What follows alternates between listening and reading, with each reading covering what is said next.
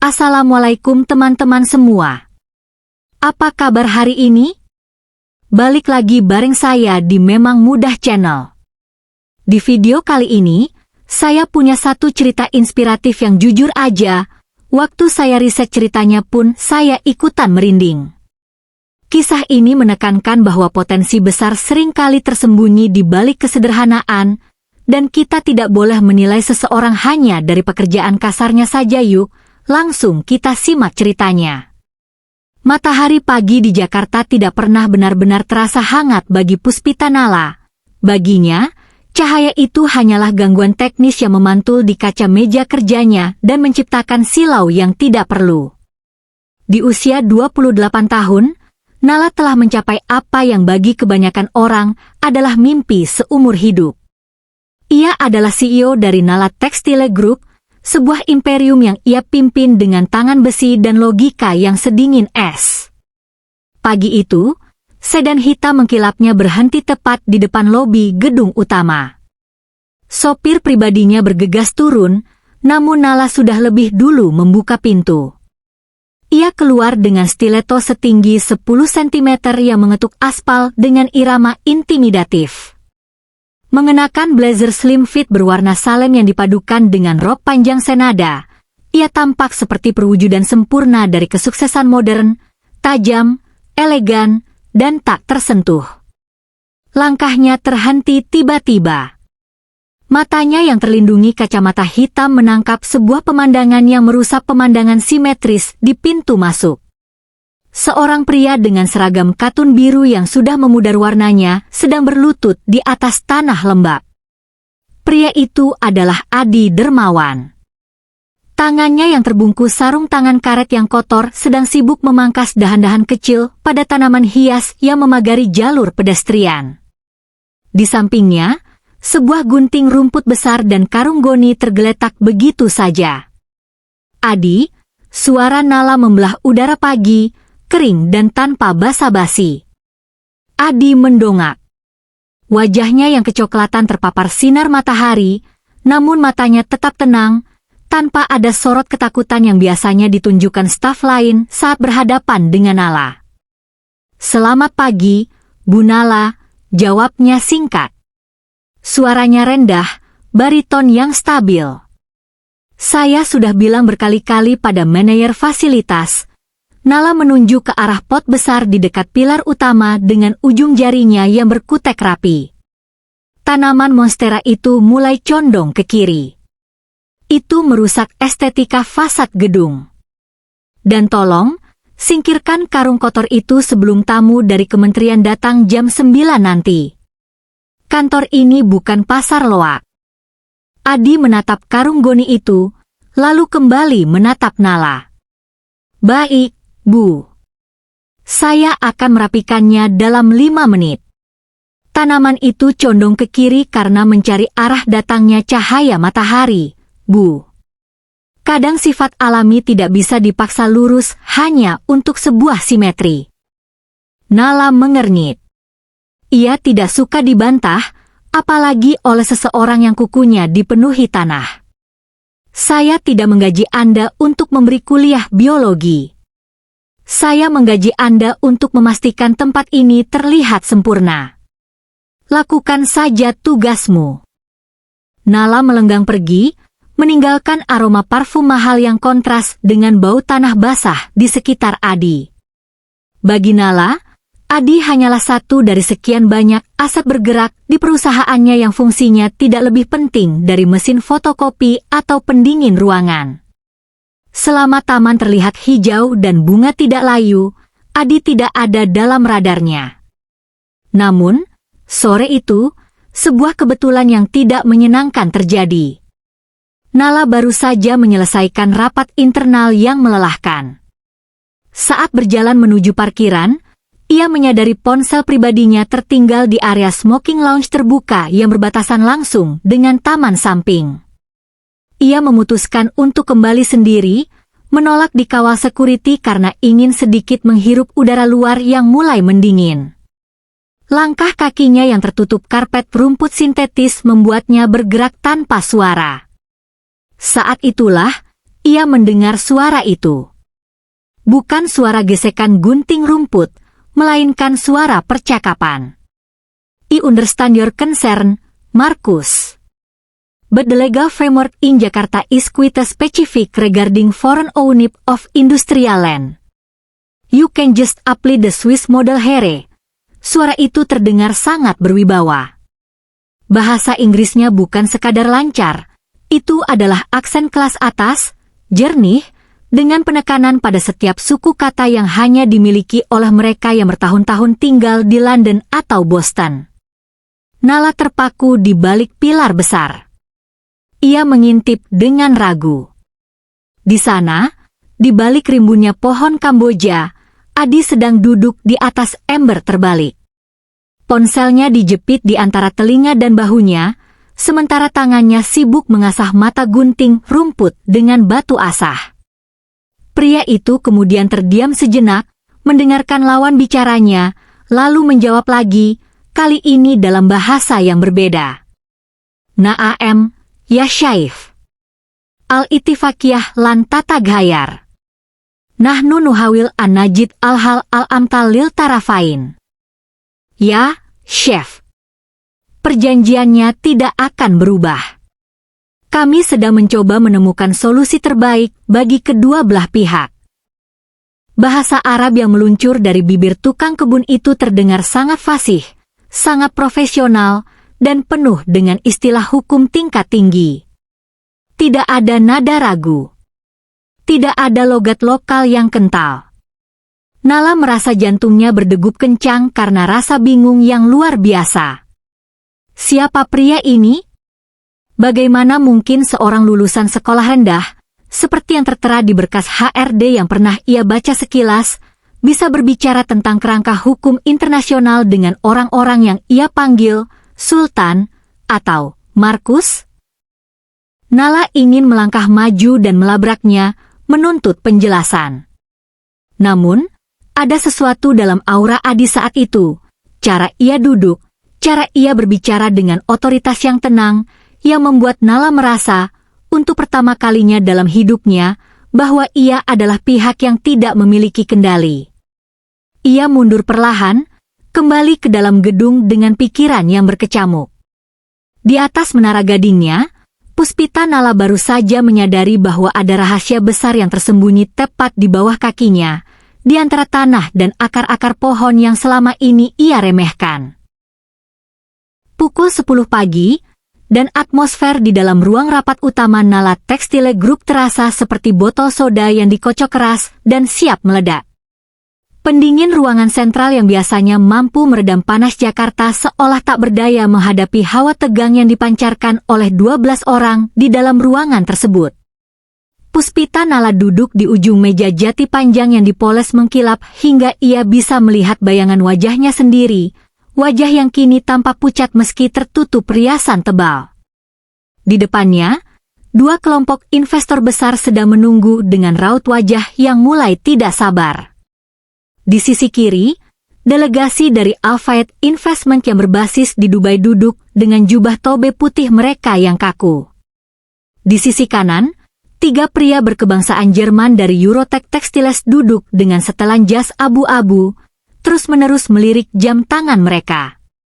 Ini adalah kolaborasi langka, modal dari Timur Tengah dan teknologi mesin dari Eropa yang akan menyuntikkan dana sebesar 500 miliar rupiah ke perusahaan Nala. Ibu Nala, suara Emmer Hoffman, perwakilan dari Jerman, memecah kesunyian dengan nada tajam. Kami sudah menunggu 40 menit. Di mana Emmer Hans? Kami tidak bisa mendiskusikan klausul pembagian royalti dan standar emisi karbon ini jika tidak ada yang bisa menjembatani istilah teknis antara bahasa Jerman, Arab, dan hukum Indonesia secara akurat. Nala meremas ballpoint peraknya di bawah meja. Hans adalah satu-satunya penerjemah trilini yang ia percayai. Tanpa dia, komunikasi ini seperti menara Babel, penuh kebingungan. Mohon maaf, Emmer Hoffman. Ada kendala teknis dengan transportasi beliau. Nala mencoba menjaga suaranya tetap stabil, meski di dalam kepalanya ia ingin berteriak. Sekretaris Nala masuk dengan wajah panik, membisikkan sesuatu di telinganya. "Ibu, Hans kecelakaan." Ponselnya baru saja diangkat oleh pihak rumah sakit. Dia tidak bisa datang. Dunia Nala seolah runtuh. Kehilangan investasi ini berarti kegagalan proyek ekspansi terbesarnya. Kegagalan bukanlah kosakata yang ada dalam kamus Nala. Ia melihat ke arah jendela besar yang menampilkan pemandangan taman di bawah. Di sana, di kejauhan, ia melihat sosok berbaju biru sedang memindahkan beberapa pot bunga dengan tenang. Bayangan percakapan telepon Adi kemarin sore kembali menghantamnya. Markus. Sultan. Arbitrase internasional. Gila, batin Nala. Ini benar-benar gila. Tapi ketika ia melihat para investor mulai merapikan berkas mereka dan bersiap untuk berdiri, Nala tahu ia tidak punya pilihan lain selain melakukan hal paling nekat dalam hidupnya.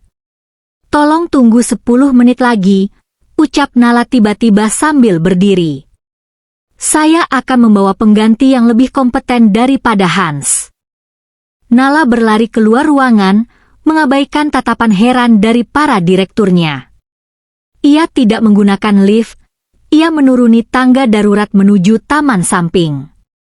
Ia menemukan Adi di area pembibitan, sedang mencampur tanah dengan pupuk organik. "Adi, ikut saya sekarang." Nala tersengal, napasnya memburu.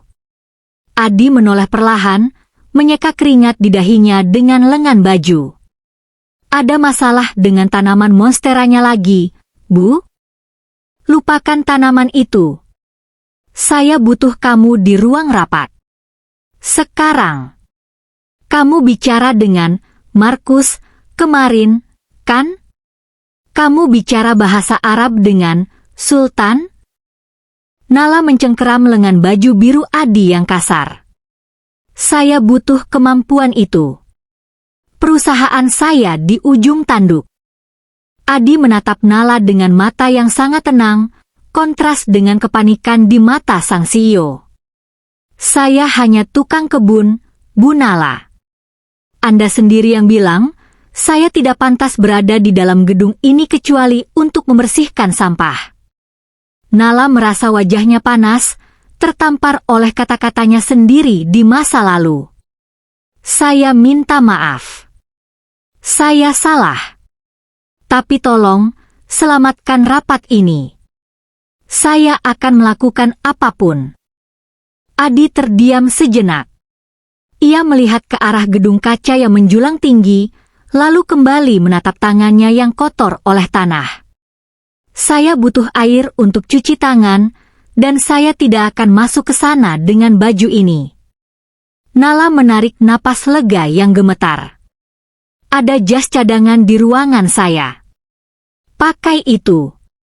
Cepat." 5 menit kemudian, Adi keluar dari ruang ganti di kantor pribadi Nala.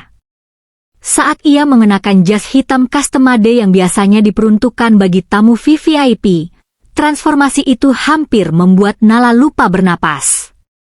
Cara Adi membetulkan kerah baju, cara ia mengancingkan lengan kemeja, itu bukan gerakan seorang buruh kasar. Itu adalah gerakan seseorang yang sudah terbiasa dengan kemewahan, namun memilih untuk meninggalkannya. "Ingat satu hal, Bu Nala," ucap Adi sambil menatap bayangannya di cermin. "Saya melakukan ini bukan untuk uang Anda. Saya melakukan ini karena saya tidak suka melihat sebuah potensi besar hancur hanya karena kesombongan pemimpinnya." Nala tidak bisa menjawab. Ia hanya bisa mengekor di belakang Adi saat pria itu melangkah menuju ruang rapat. Kali ini, bukan Nala yang memimpin jalan, melainkan si tukang kebun yang selama ini ia anggap tak kasat mata. Saat pintu ruang rapat terbuka, Nala bisa merasakan bahwa dinding kaca menara gadingnya benar-benar telah retak dan tidak ada jalan untuk kembali. Pintu ganda ruang rapat terbuka dengan dentum halus yang menarik perhatian semua orang di dalamnya. Saat Adi melangkah masuk di samping Nala, keheningan yang canggung menyergap ruangan. Para direktur senior saling berbisik, sementara Emmer Hoffman dari Jerman menyipitkan mata, merasa tidak asing dengan struktur wajah pria yang baru masuk itu, meski seragam birunya telah berganti menjadi setelan wol Italia yang elegan. "Siapa ini, Nala?" tanya komisaris utama, seorang pria tua dengan kumis tebal yang selalu memandang rendah staf di bawah level manajer. "Di mana Hans? Dan kenapa orang ini terlihat seperti petugas taman yang sering saya lihat di lobi?" Nala merasakan lidahnya keluh. Namun, sebelum ia sempat menyusun kebohongan yang masuk akal, Adi sudah melangkah maju. Ia tidak menunggu dipersilakan. Ia menarik kursi di sebelah Nala dan duduk dengan ketenangan seorang raja yang kembali ke tahtanya. "Nama saya Adi," ucapnya dalam bahasa Indonesia yang sangat formal, namun dengan bariton yang bergema kuat. Lalu, tanpa jeda, ia menoleh ke arah delegasi Dubai. "Afwan ya Syaif, nahnul a'an jahizun lil munakashah. Ismi Adi, wasakunu muwajihan lakum fi hadzal ijtima. Mohon maaf, Syekh, kami sekarang siap untuk berdiskusi. Nama saya Adi, dan saya akan menjadi pemandu Anda dalam pertemuan ini." Mata Syekh dari Al-Fayed Investment melebar. Ia tidak hanya terkesan dengan kefasihan bahasanya, tetapi juga dengan dialek fuchsia tingkat tinggi yang biasanya hanya digunakan dalam diplomasi kenegaraan. Belum sempat para direktur mencerna apa yang terjadi, Adi berputar ke arah perwakilan Jerman. "Emmer Hoffman, I believe we were discussing the carbon emission standards and the Section 4 clause regarding technology transfer. If I may suggest, your current proposal for force majeure event is likely outdated according to the latest EU trade regulations updated last month." Emmer Hoffman ternganga. Ia menurunkan kacamata bacanya. "Bagaimana Anda tahu tentang pembaruan regulasi bulan lalu? Itu baru disahkan di Brussels." Adi tersenyum tipis, sebuah senyum yang tidak sampai ke matanya, namun penuh dengan otoritas. "Detail adalah kunci dari setiap kesepakatan besar, bukan?" Selama 2 jam berikutnya, Nala merasa dirinya hanyalah penonton di perusahaannya sendiri. Adi bergerak dengan presisi yang menakutkan. Saat negosiasi memanas antara keinginan investor Dubai untuk kontrol syariah dan tuntutan Jerman untuk efisiensi teknis, Adi masuk ke tengah-tengahnya sebagai jembatan yang tak tergoyahkan. Ia membedah kontrak setebal 100 halaman itu seolah-olah ia sendiri yang menulisnya. Ia memberikan solusi kreatif, mengusulkan skema bagi hasil yang memuaskan etika perbankan Islam sekaligus menjamin perlindungan paten bagi pihak Eropa. "Luar biasa," gumam salah satu direktur operasional Nala yang sebelumnya paling vokal mengejek. Dia bukan sekadar menerjemahkan, dia sedang mendikte jalannya investasi. Nala memperhatikan Adi dari samping. Ia melihat tangan pria itu, tangan yang sama yang tadi pagi berlumuran tanah dan pupuk, kini memegang pena Montblanc dengan kemahiran seorang jenderal. Ada sebuah luka parut kecil di pergelangan tangan Adi yang baru terlihat saat lengan kemejanya sedikit tersingkap, sebuah tanda dari masa lalu yang misterius. Di tengah rapat, salah satu asisten delegasi Jerman secara tidak sengaja menumpahkan kopi ke atas draft kontrak. Dalam kegugupan, asisten itu meminta maaf dalam bahasa Jerman yang cepat dan kasar. Tanpa ekspresi, Adi menjawab dalam bahasa Jerman yang sangat lancar, "Es ist kein Problem. Wir haben noch Kopien. Bitte, entspannen Sie sich." Tidak masalah. Kami masih punya salinannya. Tolong, santai saja. Keheningan kembali melanda. Penguasaan 3 bahasa asing dalam satu sesi negosiasi teknis adalah hal yang mustahil bagi seorang tukang kebun biasa. Saat rapat berakhir, kedua pihak investor berdiri dengan antusias. Mereka tidak menyalami Nala terlebih dahulu, melainkan langsung menghampiri Adi. Syekh dari Dubai itu bahkan memeluk bahu Adi dan berbicara panjang lebar seolah-olah mereka adalah kawan lama dari universitas yang sama. Kesepakatan tercapai, ucap Emer Hoffman sambil menjabat tangan Adi dengan erat. Nala, Anda sangat beruntung memiliki staf seperti dia. Dia menyelamatkan muka perusahaan Anda hari ini. Setelah semua tamu keluar dan ruangan hanya menyisakan Nala dan Adi, suasana berubah menjadi dingin. Nala berdiri, lututnya masih sedikit gemetar karena sisa ketegangan. Ia menatap Adi yang mulai melonggarkan dasinya, kembali ke gestur tubuhnya yang lebih santai namun tetap penuh misteri. Kamu bukan tukang kebun, Adi, bisik Nala. Siapa kamu sebenarnya? Tidak mungkin seseorang dengan otak sepertimu memilih untuk memotong rumput setiap hari. Adi berdiri, menatap ke arah luar jendela, ke arah taman di bawah yang mulai gelap tertutup bayangan senja. Tangan yang kotor oleh tanah jauh lebih mudah dibersihkan, Bu Nala, daripada tangan yang kotor oleh politik kekuasaan. Adi kemudian meletakkan pena itu di meja dan berjalan menuju pintu. Jas ini akan saya kembalikan ke ruangan Anda.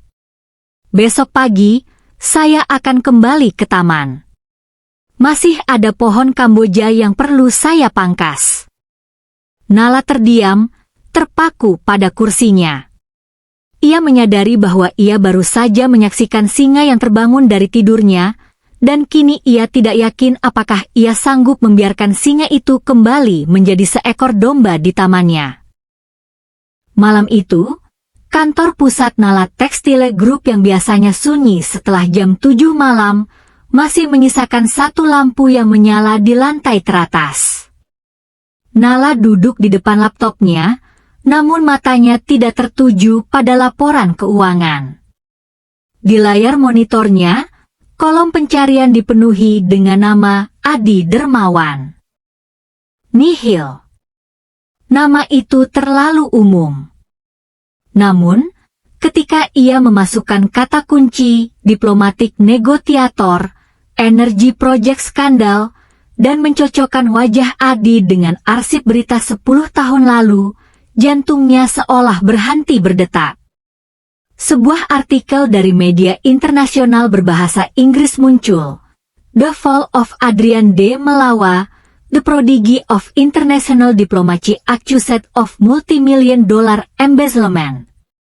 Di sana, terpampang foto seorang pria muda mengenakan tuxedo di sebuah gala di London. Itu adalah Adi.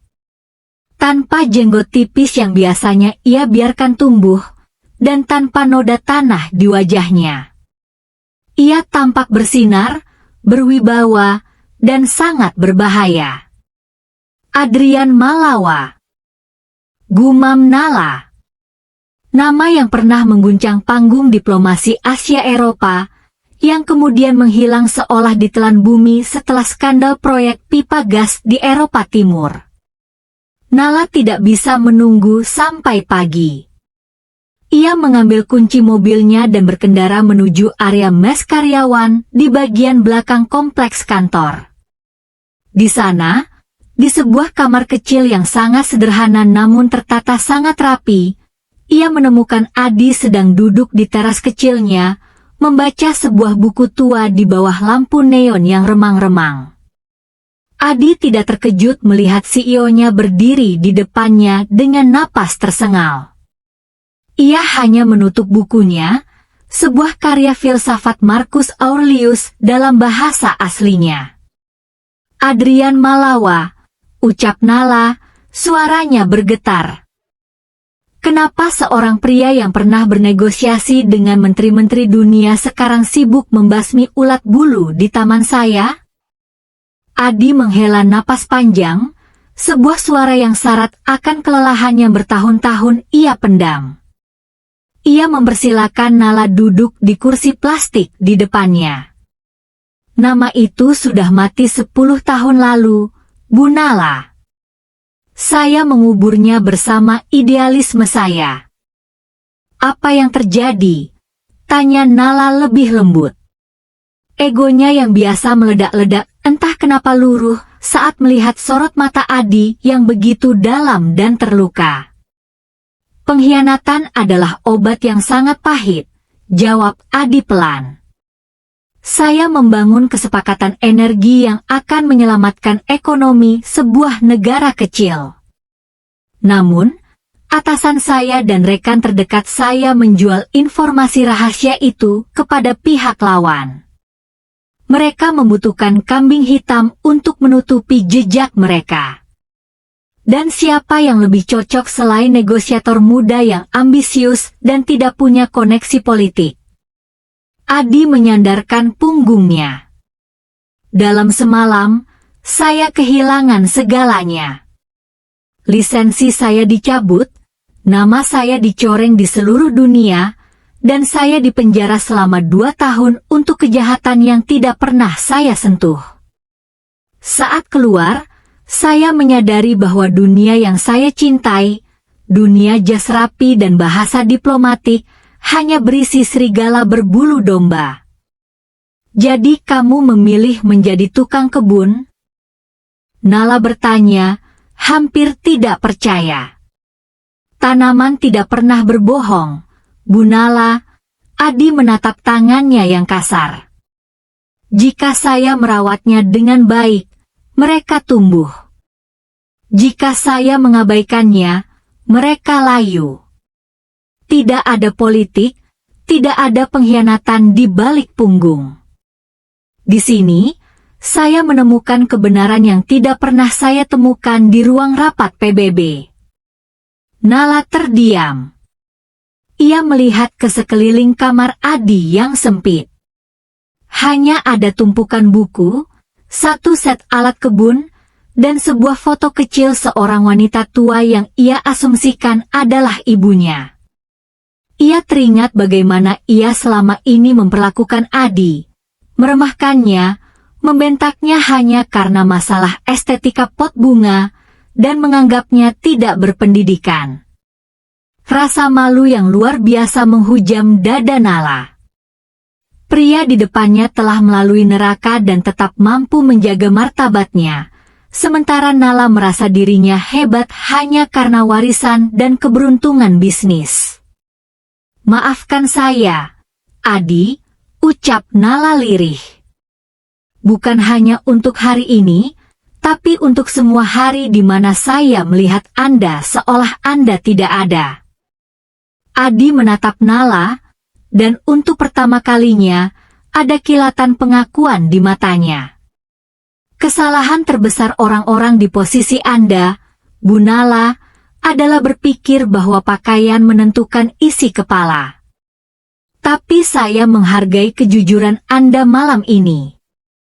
Saya ingin kamu kembali, ucap Nala tegas. Bukan sebagai tukang kebun, tapi sebagai pemimpin divisi baru. Kita akan membersihkan namamu. Kita tunjukkan pada mereka siapa Adrian Malawa sebenarnya. Adi tersenyum pahit. Nama itu tidak butuh dibersihkan, Bu. Saya tahu siapa saya. Dan itu sudah cukup. Tapi perusahaan saya butuh Anda.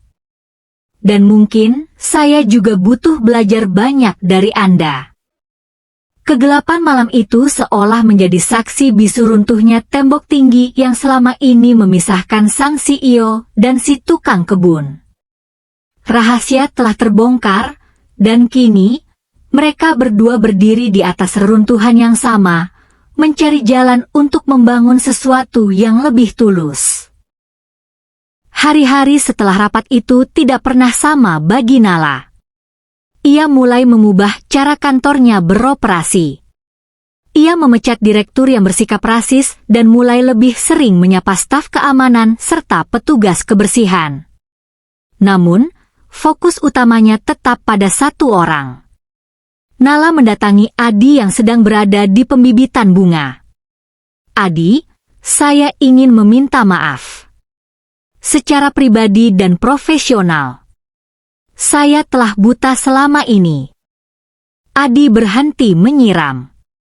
Permintaan maaf diterima, Bu Nala. Tapi saya tetap lebih suka di sini, bersama mawar-mawar ini. Perusahaan ini butuh pemimpin komunikasi internasional yang baru. Bukan karena kamu hebat dalam rapat kemarin, tapi karena kamu memiliki perspektif yang tidak dimiliki orang lain di gedung ini. Nala menyodorkan sebuah kontrak baru. Ini bukan jabatan karena rasa kasihan. Ini karena kemampuanmu. Adi menatap kontrak itu cukup lama. Trauma masa lalu masih membekas. Saya punya syarat, ucapnya akhirnya. Saya tidak ingin ada protokoler yang berlebihan. Saya bekerja berdasarkan hasil, bukan karena status sosial.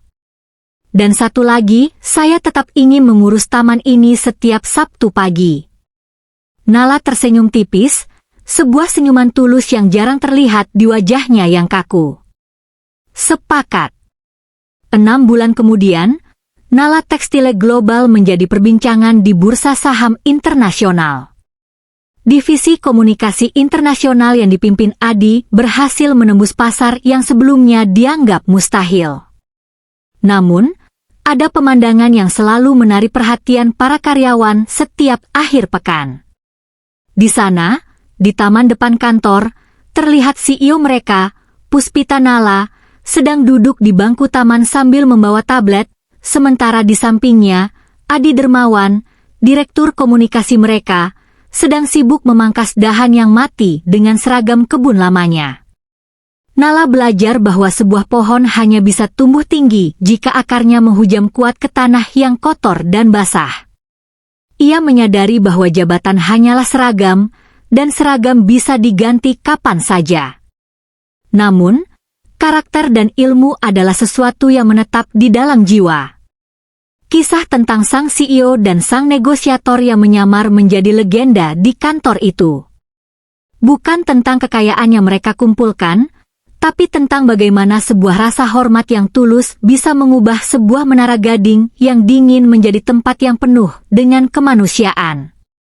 Adi akhirnya menemukan kedamaiannya, bukan dengan melarikan diri dari dunia, tapi dengan kembali ke dalamnya sebagai pria yang baru. Dan Nala? Ia bukan lagi sekadar bos yang ditakuti, melainkan pemimpin yang akhirnya mengerti cara melihat manusia dengan mata hati.